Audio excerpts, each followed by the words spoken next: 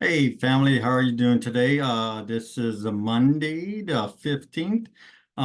Just hanging out, just was going over a couple of items in terms of still trying to pursue the debt financial instrument for the properties and try to kind of get things together and streamline them. So this is day 14 and just wanted to jump in and give you a quick update and go over some things.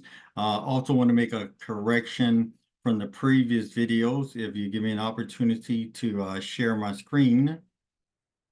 This is the PowerPoint presentation that I had yesterday on my recording and was looking at the purpose in terms of just general inflation.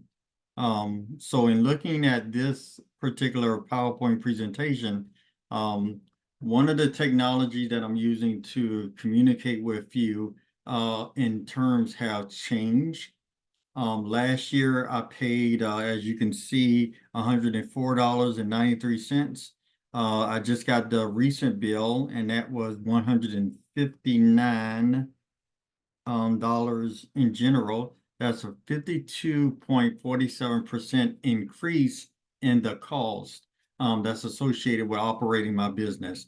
Now, for many of us, let me know in the comments below if you have received a 52% increase in your salary or wages.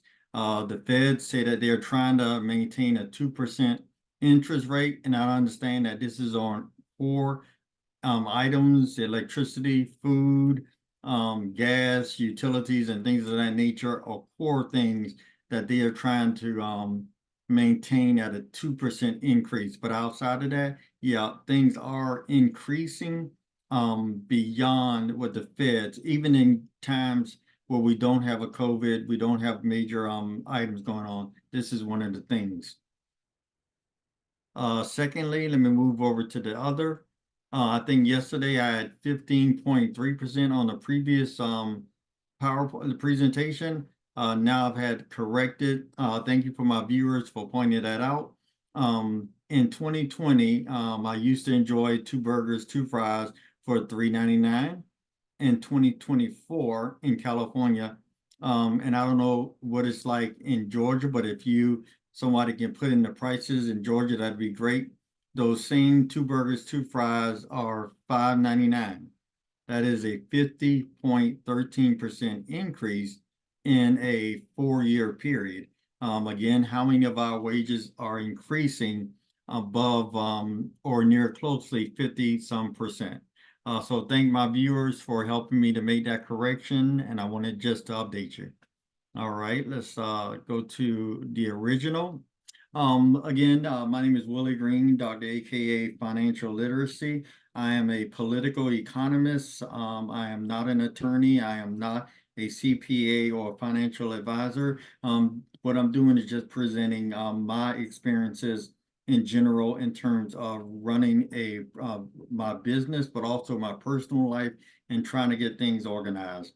The history of what I'm doing, I came across a product that they call an all-in-one mortgage, where it acts like your personal banking, checking and saving, and also institutional banking, such as replacing your mortgage. So that's what I'm trying to look at obtaining, but it's kind of been a challenge, and I just wanted to share my experience with you. So let's go to review some of the other items that I have in place. In looking at the all-in-one mortgage, I had to put together, I wanted the viewers to know my personal budget. So briefly, I'm gonna go through some numbers. My current wages from a single job monthly after taxes is 33.73.40. Now, previously it was, I think, 31.24, but I went back to my employer and said I wanted to get less taken out in taxes so that I can use more of those resources in doing a HELOC strategy.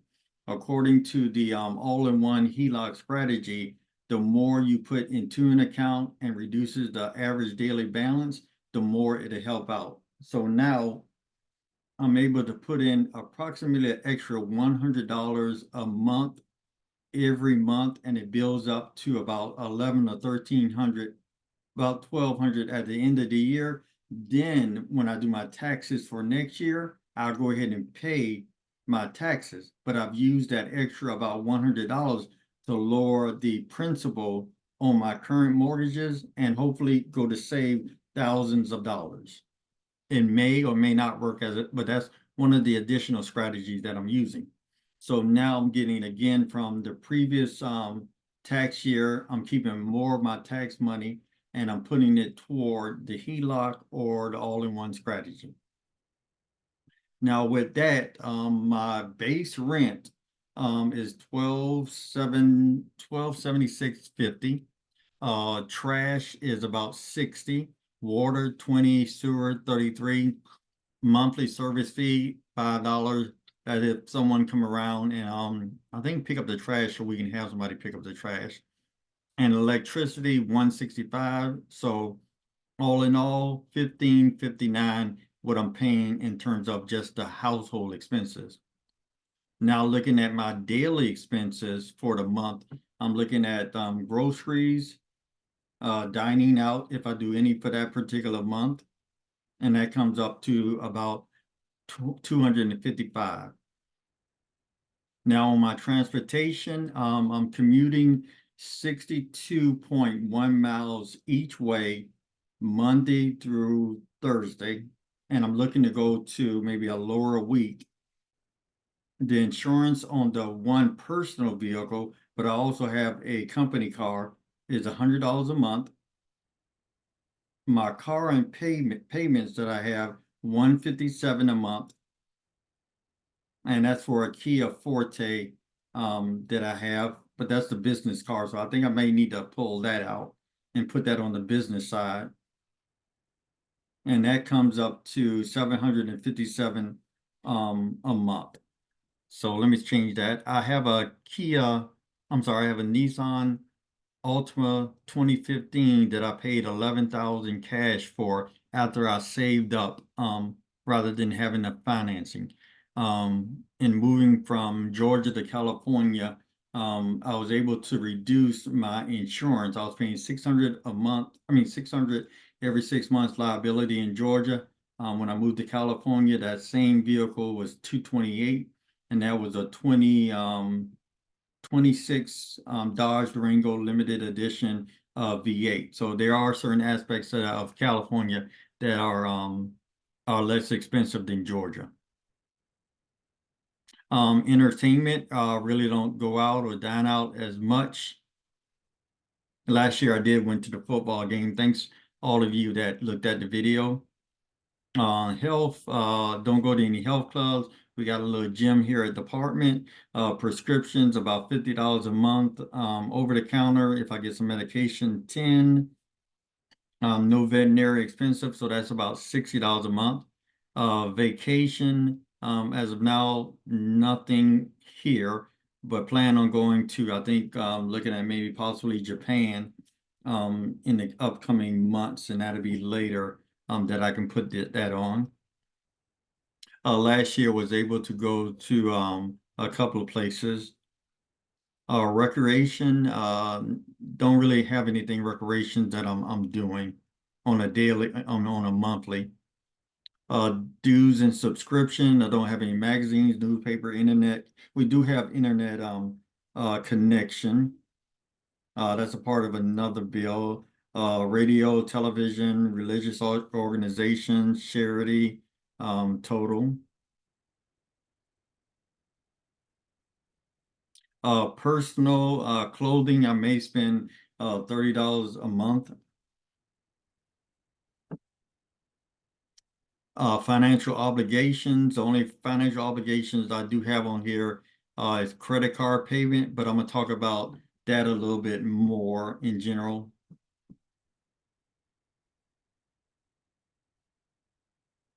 And micro and just miscellaneous payments like 825. So all in all, 2,806, 2,000, I'm sorry, 8 in total expenses.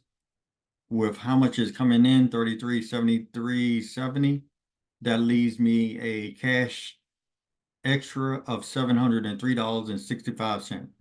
So all in all, about 42 or 40 thousand dollars a year to live on in California. All right. So that's the budget I'm gonna have in the all-in-one mortgage or HELOC.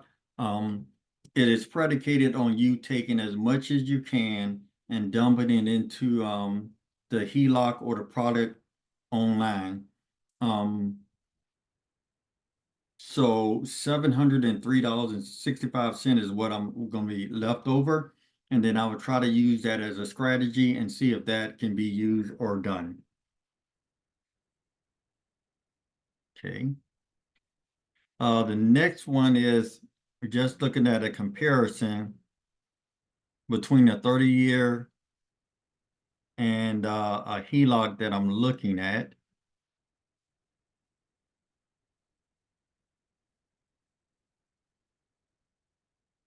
Okay, so on this particular screen, I just wanted you to see, again, we talked about it earlier.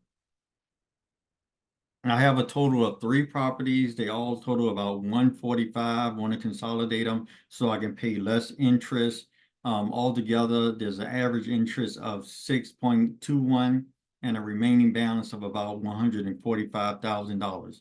So when I started this journey in refinancing, that's where I started with the lenders. I just want to get a mortgage that just cover all 3, wipe them out, and just give me one. So from there, the lowest one that I was received was 5.75% interest, a 30-year fix. And this is what's called an amortized table that tells you what I'll be paying per month in terms of interest and principals. Now, one of the things that you want to look at when you use the amortization table is what is the break-even point? So if I go for this 30-year mortgage, I'll be break even at 216 payment. Let me put that. That's my break even on a 30-year fixed mortgage. Okay, let's see how many years that is. 216, 12. So that's 18 years to break even. Okay.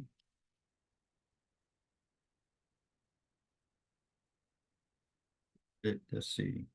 The break even is when you're paying more principal than interest. Now I had this here. Let me go back up again. Okay, right here is where I'm starting. I would start to pay more principal than interest.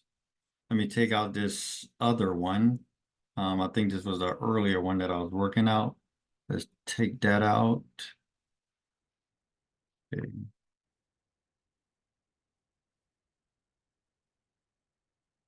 Now, if I keep this 30-year, if I go back into another traditional 30-year mortgage product at 5.75, it is lower than the 6.21 that I'm paying on all 3 as an average.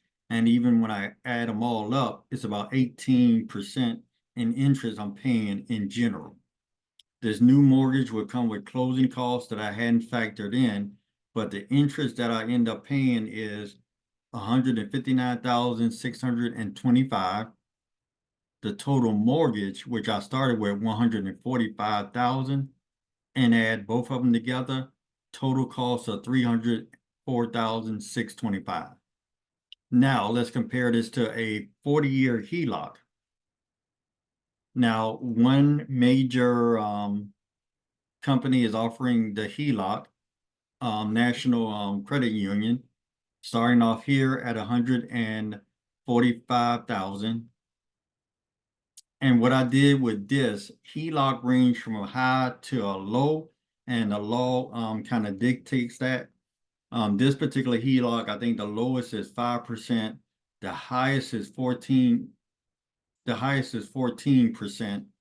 And I think I did this at 18%. I'll go back and look at it. But the highest that they can charge me on a variable 40-year interest will be 14%. The lowest that they can charge without losing any money would be about a 5. So when I ran these numbers, I think I ran it at 18%. And the highest is 14, so I need to go back and correct that.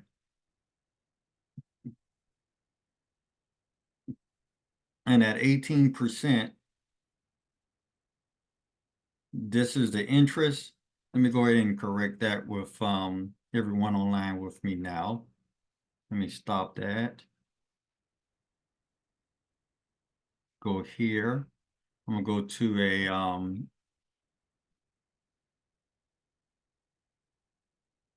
an amortized calculator. Let's put in 145,000. Oh, I'm sorry. I don't know if you can see my screen. Can you see my screen?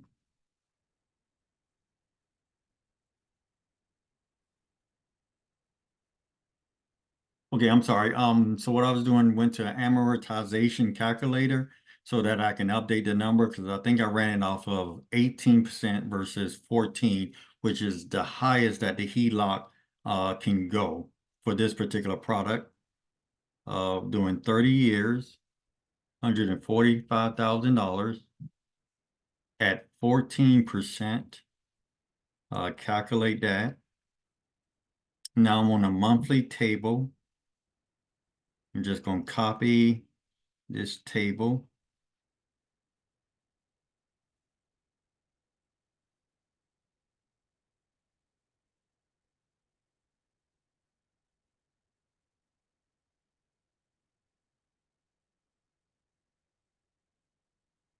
Okay, I'm scrolling down to the end and capture that. Now let's go back over to the chart.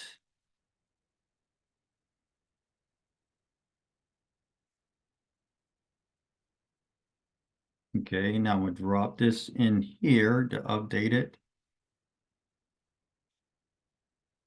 It says 1275. Okay, yeah, this is it. All right. So put that there. Okay, so we have that updated. And let's scroll to the bottom.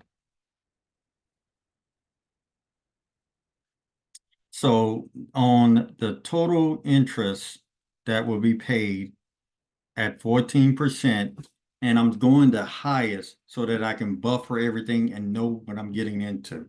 So they're offering me 9.36, but I'm gonna run it like they're offering me the highest at 14, so I know exactly what I'm getting into. And anything below 14 is all sweet, is all good. So the total interest to be paid will be 473,000. Mortgage initially 145,000, and the total payments will come out to $618,000. So wow, that seems like a lot, but what I'm doing is pushing the envelope so I can prepare my budget, see what different changes that I can make and need just in case. It can get up to 14% the day after I close. So according to the disclosures or the paperwork that they provided me, it shows that yes, this is a variable interest rate and it can change in as little as 48 hours or 24 hours. So I'm just go ahead and just building it in. Now the break even will be where I'm paying more principal than interest. So let's see. Principal is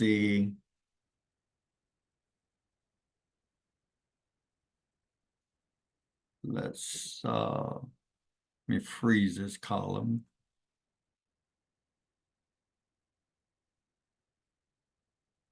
Freeze the top row.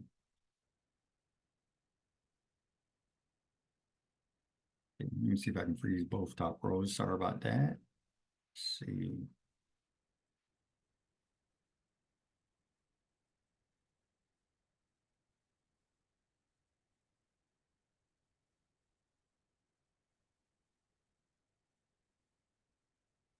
Okay, so let's look at the break even is when I'm starting to pay more on the principal than the interest.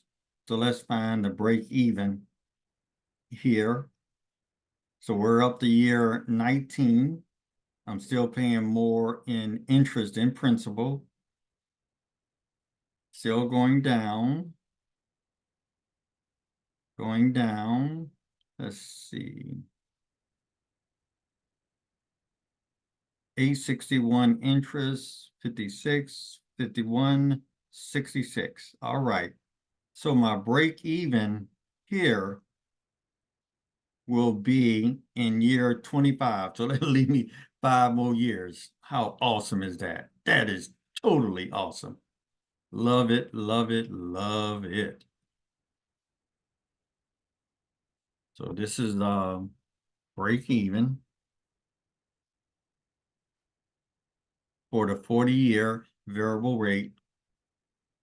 Now, again, the break even is going to be earlier because they're offering me a start at 9.36. But again, they say that it can change within 24 hours. So I'm going with the 14%. 14%. They didn't say, well, we can lower it within 24 or 48 hours, but we can raise it up to that point. All right. Now I'm looking just to go ahead and just to compare to the two, so you can see it side by side.